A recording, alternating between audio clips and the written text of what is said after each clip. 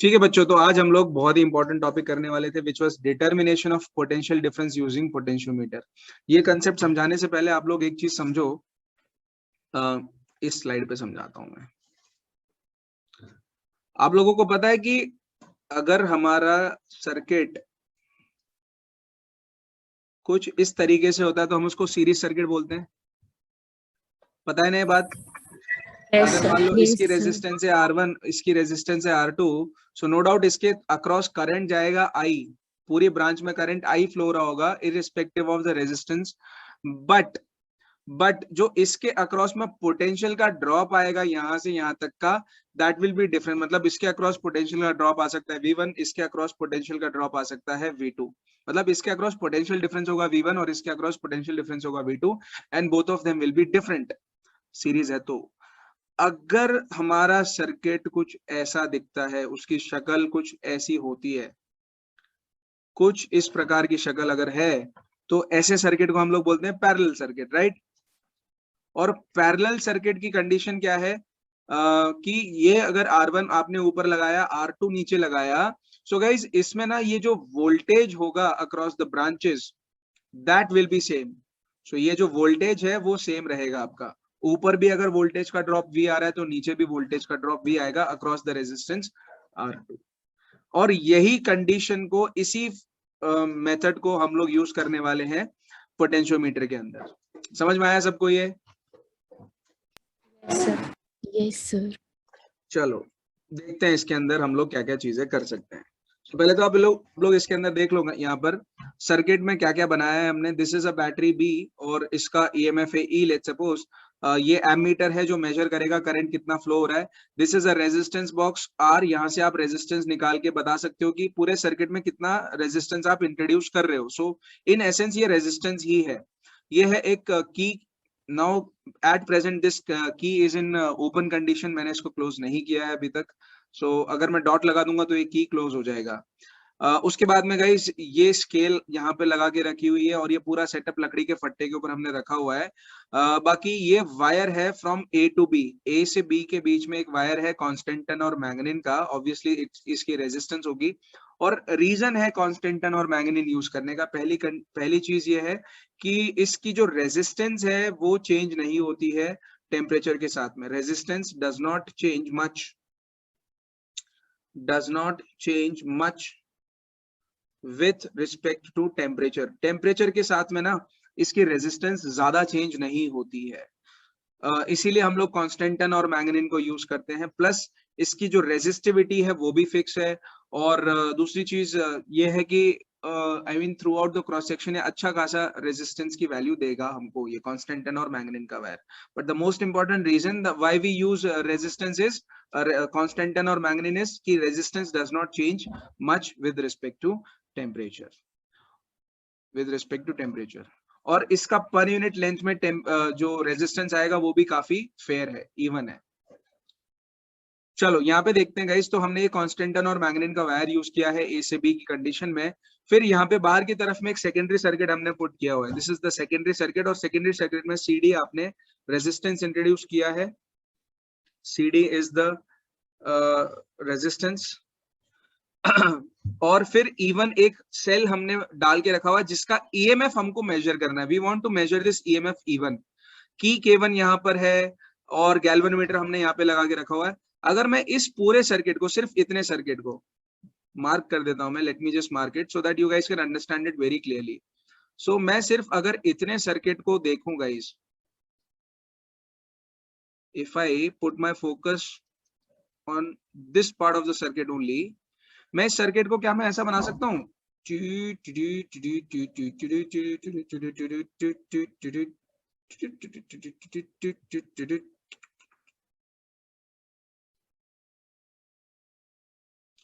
हाँ, और ये जो वायर दिख रहा है उसको मैं रेजिस्टेंस से मार्क कर दूं तो ये R1 रेजिस्टेंस, ये लेट्स से R2 रेजिस्टेंस, ये हमारा EMF है E1, ये है कि K1 और ये है गैल्वेनोमीटर G। सो गाइस आपको नहीं लगता कि R1 और R2 ये दोनों पैरेलल में होंगे? आया ना? यस यस होंगे ना? अच्छा, ऐसा हो सकता है कि अगर R1 के अक्रॉस में जो पोटेंशियल होगा वही पोटेंशियल R2 के अक्रॉस में होना चाहिए, यस और नो?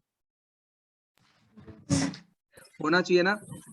और इस सर्किट के हिसाब से आपको नहीं लगता कि ये जो पोटेंशियल वी आर है वो E1 के बराबर होना चाहिए? Can I have a yes, quick yes और नो? Yes. Yes, sir. है ना। बस यही कंडीशन में यहाँ पर मैच कराने की कोशिश करने वाला हूं अभी। अब आई थिंक आप लोगों को बेसिक चीजें पता चल चुकी है। Now let's move ahead. बड़ी मेहनत करनी पड़ती है एक कंसेप्ट छोटा सा समझाने के लिए, पता नहीं ये दुनिया कब बख्शेगी। चलो गाइस, लिखो यहाँ पे स्टेप्स लिख लो फटाफट। डायग्राम आप लोगों ने ऑलरेडी बना दिया है, मैं इसको मिटा देता हूँ यहाँ से। तो जो मैं लिखवा रहा हूँ लिख लो फटाफट। लिखो यहाँ पे क्लोज की के and adjust the resistance are from resistance box so that इसमें आप नीचे एरो बना के लिखोगे fall of potential across the potentiometer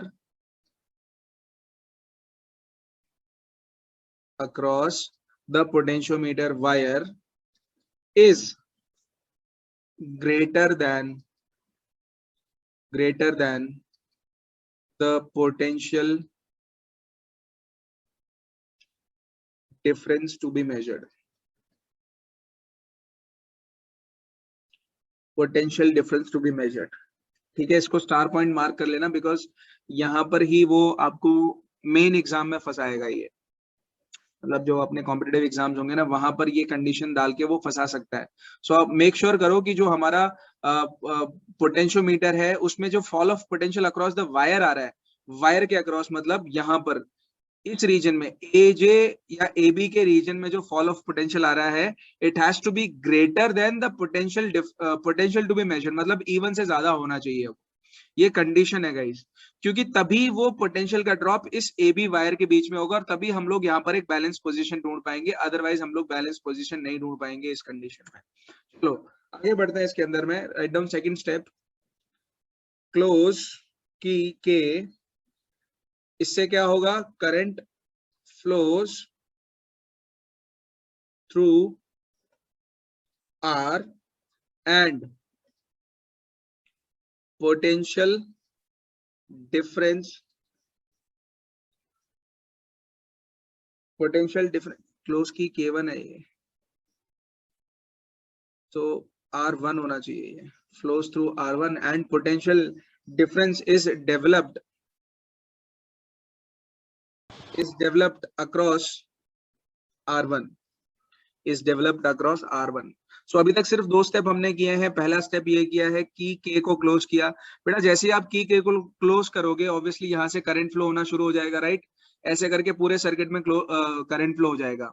सो जैसे ही करंट फ्लो होगा, ए बी के अक्रॉस में कुछ पोटेंशियल का ड्रॉप आएगा, because this A B wire is actually a resistance. और गाइस अगर आपको पता नहीं है ये बात, तो मैं आपको बता देता हूँ कि हम लोग जो रेजिस्टेंसेस बनाते हैं, जो छोटे छोटे रेजिस्टर्स आते हैं, वो भी इसी वायर की हेल्प से बनते हैं। दैट मीन्स इसकी रेजिस्टेंस काफी ज्यादा अच्छी है। सो ए बी वायर के अक्रॉस में कुछ पोटेंशियल का ड्रॉप आएगा उस टाइम पे, लेट्स सपोज कोई भी ड्रॉप आ सकता है वो। फिर उसके बाद में आपने क्या किया है, पहले ये सेकेंडरी सर्किट क्लोज नहीं था क्योंकि K1 आपने क्लोज नहीं किया था। Now you close this K1 circuit, और इसमें से क्या होगा गाइस, ये वाला जो E1 है ये इंट्रोड्यूस हो जाएगा मार्केट के अंदर। बोले तो इसमें से भी करंट कुछ फ्लो होने लगेगा और इसके अक्रॉस भी R1 के अक्रॉस कुछ पोटेंशियल का ड्रॉप आएगा, है ना। सो यहाँ पर भी एक पोटेंशियल का ड्रॉप आया, यहाँ पर भी एक पोटेंशियल का ड्रॉप आया। अब क्योंकि ये सर्किट पैरेलल में है, then we have to slide the jockey such that ये जो एजे के बीच में पोटेंशियल का ड्रॉप है, that exactly matches the potential drop at CD, और वो जो CD के अक्रॉस पोटेंशियल का ड्रॉप आएगा वो एक्चुअली E1 होगा, and that is how you are going to measure E1. क्योंकि हमारा एंड गोल था E1 मेजर करना। चलो आगे लिखो, एडजस्ट द पोजीशन। अच्छा, जो बच्चे मिस कर देते हैं क्लास को, या फिर जिन बच्चों को कंटाला आता है सुबह सुबह, तो रिकॉर्डिंग्स अवेलेबल रहती है मेरे पास हर क्लास की। So you guys can ask me कि सर रिकॉर्डिंग भेज दो, मैं आपको शेयर कर दूंगा। ठीक है, अगर आपको कभी भी वो रिकॉर्डिंग देखनी है कि लास्ट क्लास में मैंने क्या करवाया था, आप लोग देख सकते हो। Adjust the position of jockey on potentiometer wire,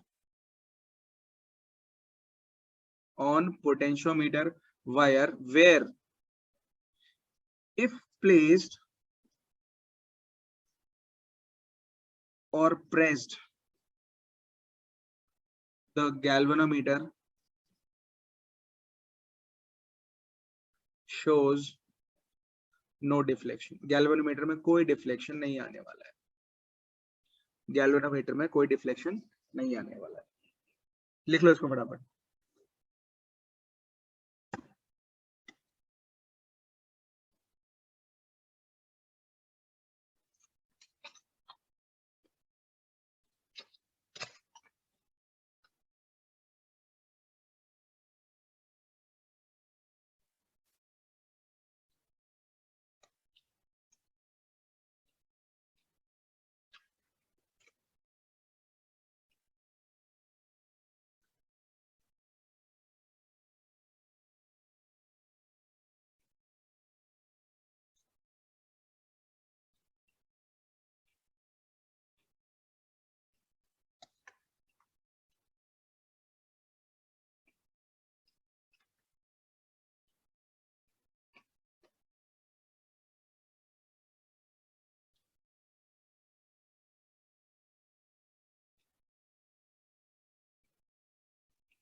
Done, sir. Done, sir. Everybody? Yes, Yes, sir. sir. Gargi कहाँ थे? हमने मिस किया पूरी क्लास में आपको। सर एक्चुअली कल है ना मैं अटेंड नहीं कर पाई थी क्लास। अच्छा, न्यूज टू अस।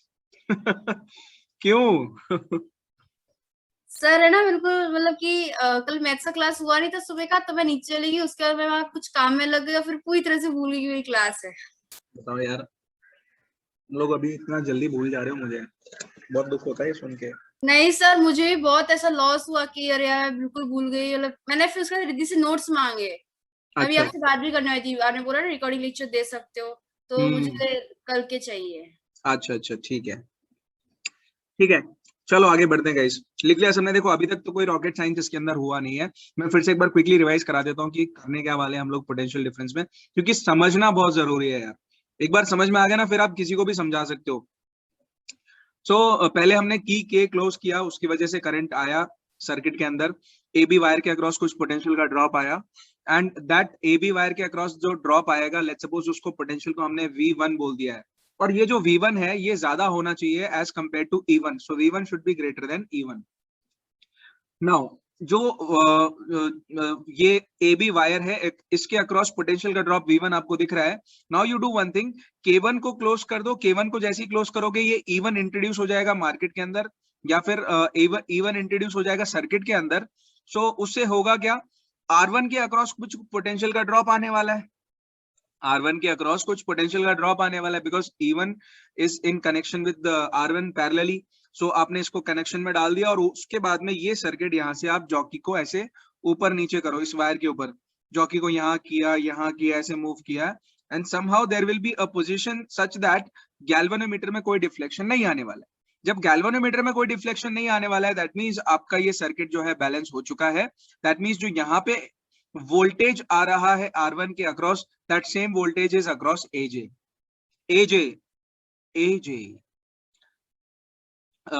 के अक्रॉस जो वोल्टेज आएगा वो सेम वोल्टेज इसके अक्रॉस आएगा। वो हमारा एंड पर्पस है, एंड गोल है।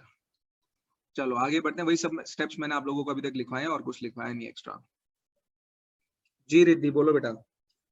सर ये जो थर्ड पॉइंट आपने लिखवाया, हाँ, तो उसमें गैल्वेनोमीटर में डिफ्लेक्शन नहीं होगा, तो मतलब करंट या तो जीरो होगा या तो ऑपोजिट होगा। तो Yes. हम चौकी को मतलब जो E1 की डायरेक्शन होगी वो सर आप एक बार समझाओ, और वो जो चौकी जो रखी है उसमें हम लोग दोनों को पोटेंशियल सेम करना है, E1 का और V1 का। तो मतलब उसी कंडीशन में जो गैल्वेनोमीटर में डिफ्लेक्शन नहीं होगा। हाँ, यस। जब हमारा E1 और V1 इक्वल आ जाएगा, उसी कंडीशन में गैल्वेनोमीटर में कोई डिफ्लेक्शन नहीं आने वाला है। द रीजन बीइंग कि जो E1 का डायरेक्शन होगा करंट का, that will be in opposite direction with this E। मतलब E जिस तरीके से ब्रांच में करंट डाल रहा है, E1 उसके ऑपोजिट में करंट डालेगा। सो उस वजह से ये जो ब्रांच आपको यहाँ पे दिख रही है ना, ये वाली ब्रांच, ये JD वाली ब्रांच, ये वाली ब्रांच, इसमें करंट फ्लो होने वाला नहीं है। मतलब इन एसेंस कि वो करंट ऑपोजिट डायरेक्शन में होगा। उस वजह से गाइस आप बोल सकते हो कि E1 और V1 यहाँ पर इक्वल है, और जैसे ही E1 V1 इक्वल आ गए, हमको तो सिर्फ ये V1 फाइंड आउट करना है। जैसे आपने V1 फाइंड आउट कर दिया, आपको ऑटोमेटिकली E1 मिल गया।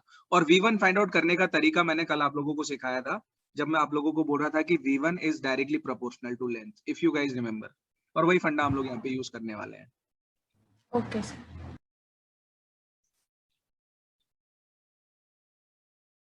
चलो फिर आगे आ जाओ। Okay okay, adjust the position, ठीक है। चलो नेक्स्ट आगे बढ़ते हैं। Write down. हमें दिख रहा है from the circuit, from the circuit AJ की वैल्यू हमको दिख रही है L है, लेंथ L है। ये जो आपको AJ यहाँ पे दिख रहा है, लेट्स सपोज ये L है, दिस इज L, ठीक है। ये टोटल लेंथ 100 है, 0 से लेके 100, ये लेंथ L है। तो ऑब्वियसली JB की लेंथ हो जाएगी 100 माइनस L, JB की लेंथ हो जाएगी 100 माइनस L, ठीक है। चलो आगे बढ़ते हैं इसके अंदर। So AJ is equal to L, और हमें पता है K की value, K is the potential gradient, right. Potential gradient बोले तो पोटेंशियल का ड्रॉप पर unit centimetre of the wire. So potential gradient of potentiometer wire, और ये फिक्स होता है, this is a constant value, potentiometer wire, this is a constant value guys. So now therefore potential difference across R1 is, जो R1 के across potential का difference आएगा, let's suppose that is equal to V into KL, V is equal to K into L। कैसे पता चला? R1 के across जो potential का ड्रॉप आया है वो AJ के अक्रॉस पोटेंशियल ड्रॉप के बराबर होगा, और AJ के अक्रॉस जो पोटेंशियल का ड्रॉप है वो KL के बराबर है, राइट, KL के बराबर है। कल लास्ट क्लास में मैंने आपको ये चीज सिखाई थी, देखो यहाँ पे V is equal to KL, वही फॉर्मूला मैं यहाँ पे यूज कर रहा हूँ। जो पोटेंशियल का ड्रॉप है वो KL के बराबर है। तो इसको हम लोग ऐसे करके आगे बढ़ेंगे इसमें, ठीक है। So V is equal to KL हो गया हमारे पास में। Let's suppose this is our equation number 1। Also let's say resistance R, small r ले लेते हैं इसको।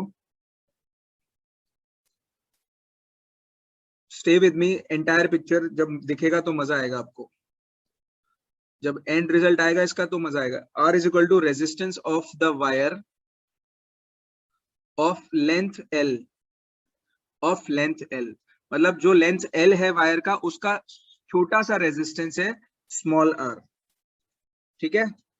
लेंथ L, कैपिटल L ले सकते हैं यार, इसको हम लोग स्मॉल l की ले रहे हैं। एनीवेज, यहां तक समझ में आया सबको ये? Yes sir. Yes sir. चलो आगे बढ़ते हैं इसके अंदर। इक्वेशन नंबर 1 को एज इट इज रखना अभी फिलहाल। Now let's talk about current through potentiometer wire. Potentiometer wire के अक्रॉस जो करंट फ्लो हो रहा है उसकी value guys, total current is equal to total voltage E divided by total resistance. देखो अगर मान लो मैंने की K1 को क्लोज नहीं किया होता तो ये सब चीजें, ये सब भसड़ सर्किट में नहीं आई होती। सर्किट में सिर्फ और सिर्फ हमको ये कंडीशन दिख रही होती है ऐसे करके, मतलब रेजिस्टेंस बॉक्स यहाँ पे दिख रहा है आपका, और ये ऐसे करके सिंपल सा ही रेजिस्टर होता। सो अगर ये दूसरा वाला सर्किट में नहीं होता तो इसके अक्रॉस कुछ करंट जा रहा होता I, है ना, इसके अक्रॉस कुछ करंट जा रहा होता I, यहाँ से भी करंट I जा रहा होता। अब ये एक रेजिस्टेंस R है और ये एक रेजिस्टेंस स्मॉल r है जो इस पर्टिकुलर वायर का रेजिस्टेंस है। आपको नहीं लगता कि ये वाला रेजिस्टेंस और ये वाला रेजिस्टेंस सीरीज में है ना? सीरीज में है ये? Yes sir. Yes sir. जब सीरीज में होते हैं रेजिस्टेंस क्या हो जाती है? ऐड हो जाती है। Yes sir. और अगर हम ओम्स लॉ लगाते हैं तो ओम्स लॉ क्या बोलता है? Current is equal to voltage. Voltage किसकी वजह से आएगा? इसकी वजह से आएगा, E की वजह से। So voltage upon total resistance यानी कि R प्लस R। फॉर्मूला समझ में आया कैसे आया ये? Yes sir. Yes, sir. ठीक है, यस इसका सर। एल चेंज कर लो, यहाँ पे कैपिटल एल बना लो। फिर capital R is the resistance of the wire of length capital L. Alright, so E is equal to E upon R plus R, ये फॉर्मूला हमको मिल रहा है। Let's suppose this is our equation number 2, this is our equation number 2। Now potential का drop across potentiometer wire, potential का drop across potentiometer wire, ये given होगा total current कितना फ्लो हो रहा है, टोटल करंट कितना फ्लो हो रहा है और रेजिस्टेंस कितनी है, वायर के अक्रॉस में रेजिस्टेंस कितनी है, राइट। सो वायर का पोटेंशियल ड्रॉप अगर हमें निकालना होता है, जैसे मान लो ये रेजिस्टर है, इसके across let's suppose if I tell you that 1 ampere current is flowing and the resistance value is 2 ohms, तो आप क्या काम करते हो, 2 को मल्टीप्लाई करते हो 1 के साथ में, राइट, रेजिस्टेंस को इसके साथ में, करंट के साथ में मल्टीप्लाई कर देते हो and you get the value of voltage. So 2 voltage का drop is the answer. Similarly यहाँ पर भी मैंने वही चीज करी है, अगर करंट फ्लो हो रहा था वायर में I और रेजिस्टेंस था उसका R, तो ऑलरेडी उसका पोटेंशियल ड्रॉप आ जाएगा I times R, I times R। चलो I की वैल्यू हम लोग 2 से सब्स्टिट्यूट करेंगे, इक्वेशन नंबर 2 से। कैसे चेंज कर रहे हैं देख लो फटाफट। I की वैल्यू गाइस ऊपर आप लोगों ने निकाली है E upon R plus R और मल्टीप्लाई किया आपने R के साथ में। This is your equation number 3। समझ में आया सबको यहाँ तक? Yes sir. चलो आगे बढ़ते हैं इसके अंदर में। Now potential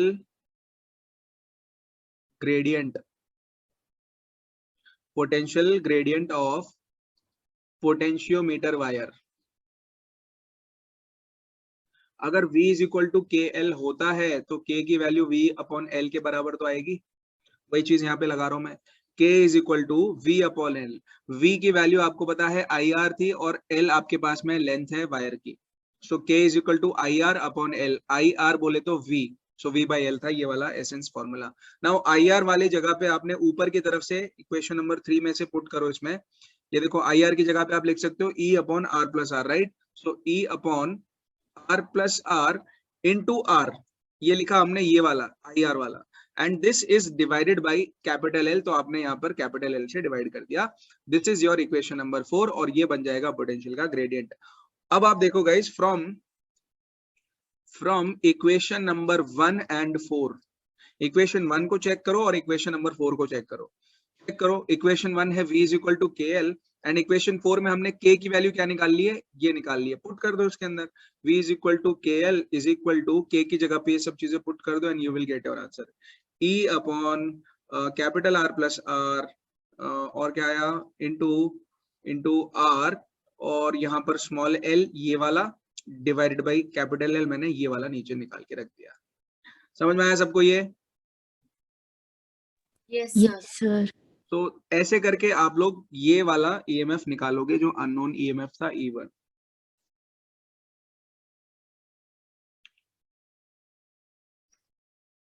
Here V is equal to E1। ये होगी फाइनल डेरिवेशन इस टॉपिक की खत्म। समझ में आया सबको ये? Yes, Yes, sir. sir. Guys any doubt?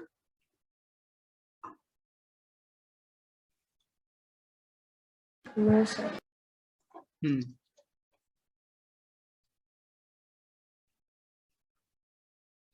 इसको एक दो बार अच्छे से रिवाइज कर लेना। वैसे तो मैंने कोशिश करी है आप लोगों को जो नोट्स लिखवा रहा हूं मैं, दे आर सफिशिएंट। इसके अलावा आपको बाकी दूसरे नोट्स की जरूरत नहीं पड़ने वाली है, बट स्टिल आपको चाहिए तो आप एक्स्ट्रा मटेरियल इधर उधर से ढूंढ सकते हो। अच्छा, बाय द वे, जो बच्चे IIT और JEE मतलब IIT JEE की तैयारी कर रहे हैं और मतलब उनके पास नोट्स नहीं है IIT JEE के, तो वो मेरे को पिंग कर देना, मैसेज कर देना, मैं शेयर कर दूंगा ये नोट्स। फिटजी एलन आकाश के मटेरियल पड़ा हुआ मेरे पास, यूज करो उसको। चलो आगे बढ़े गाइस।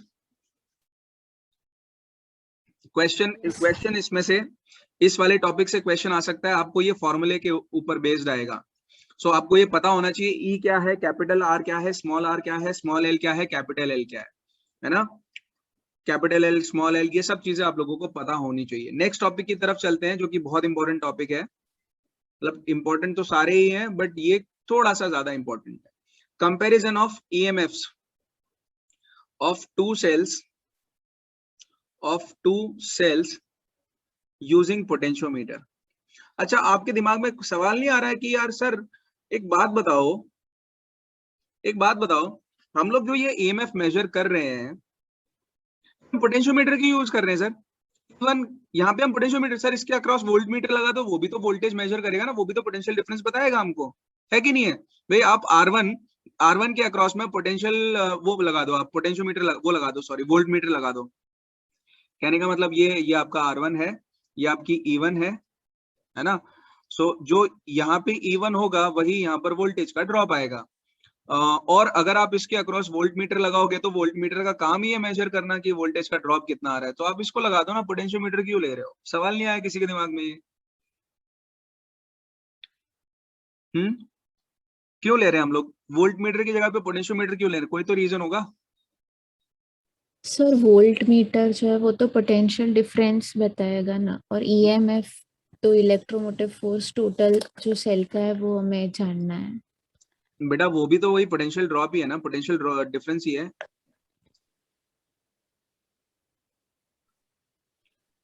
क्यों है फिर हम लोग क्यों वोल्ट मीटर को यूज करते हैं? कोई और रीजन सोच सकता है कि क्या हो रहा है? हाई रेजिस्टेंस की वजह से। हाई बेटा, हाई क्या? हाई रेजिस्टेंस की वजह से। नहीं बच्चे, ऐसा नहीं है उसमें। देखो रीजन इज कि जो पोटेंशियोमीटर होता है ना बहुत ही सेंसिटिव डिवाइस है, बहुत ही सेंसिटिव डिवाइस है। मतलब क्या है इसका कि अगर वो पोटेंशियल ड्रॉप को मेजर कर रहा है तो वो हाई एक्यूरेसी और प्रिसीजन के साथ में मेजर कर रहा है उस चीज को। वोल्ट मीटर में एरर आने के चांसेस हैं बट पोटेंशियोमीटर में एरर आने के चांसेस नहीं है अनटिल एंड अनलेस आपने बहुत ही अच्छे तरीके से एक्सपेरिमेंट नहीं किया हुआ है। So it is the sensitivity of potentiometer जो कि बहुत जरूरी है। सेंसिटिविटी ऑफ द पोटेंशियोमीटर मतलब हल्का सा भी वोल्टेज का डिफरेंस आएगा वो आराम से मेजर कर सकता है। That is why potentiometer is being used as a voltmeter here. चलो फटाफट यार डायग्राम ड्रॉ कर लो, नहीं तो फिर नेक्स्ट क्लास में क्या करवाऊंगा मैं। जल्दी कर लो, कल वाली क्लास का काम करो फटाफट, आ जाओ। स्क्रीनशॉट लेने के भरोसे मत बैठे रहना सब। मैं बोलता रहता हूँ लेकिन कोई करता थोड़ी होगा ऐसा, सब स्क्रीनशॉट लेके बैठ जाते होंगे बोले क्या करना है यार नहीं इसे। सर, लिखते हैं ना हम लोग। अच्छा ऐसा है, चलो फिर ठीक है। अपनी क्लास में लड़कियां इतनी ज्यादा हैं, लड़के हैं ही नहीं क्या? मतलब वो डेड पीपल हैं। लड़कों तुम्हारे अंदर दम नहीं है भाई। ये क्लास होती है भाई, मैं हमारी क्लास में, मैं जब 12th क्लास में था क्या ऊधम मचाते थे हम लोग यार। कोई जान ही नहीं बची तुम्हारे अंदर।